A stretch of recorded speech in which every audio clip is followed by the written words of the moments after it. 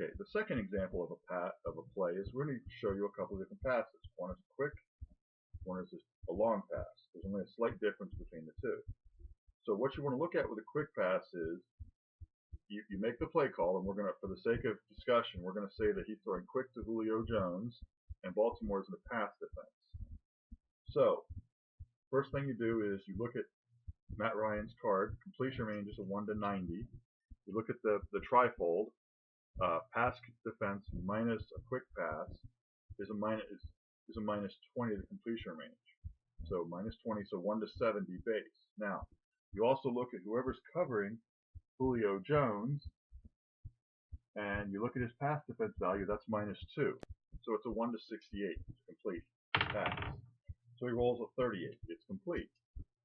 Now you roll yardage, 22. 22, look at the range for 5 yards for Julio Jones is 18 to 29. I rolled a 22, so he picks up 5 yards. Second down. Next play, I'm going to throw a long pass at Roddy White. And for the sake of argument, we're going to say that Baltimore is in a pass defense, which is not the best defense for a long. You want to be in a prevent or blitz or double coverage or something like that. But you do not want to be in a pass because a pass has no modifier to it. You don't affect the quarterback's completion range. For the sake of the discussion, though, we'll put him in a pass defense. Now, you look at Matt Ryan's card. He's a 1 to 36. Again, there's no modifier for the pass defense, but you look at the receipt, look at the defender, and you find that Kerry Williams' pass defense is a +1. So that makes Matt Ryan a 1 to 36. Now, the first thing you have to do is see, does he throw it Roddy White? So 50. You look over here on the pass receiver selection table, look under long, and a 50 is at the left end. So Roddy White is the left end, so it goes to Roddy White. Next thing is it's a 1 to 37 to actually complete the pass. Through a 96, it's incomplete. In fact, it's so incomplete, it's actually potentially intercepted. This falls, if you look at Matt Ryan's card, his intercept range is a 92, which means anything from 92 to 100 is potentially intercepted. Next thing you do is you look at the defender. You see that Kerry Williams is a 96.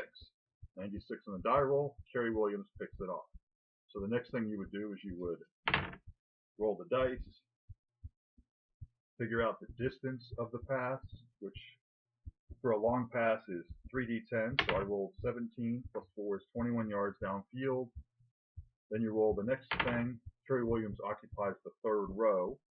So you roll one 10-sided die, which was a 9.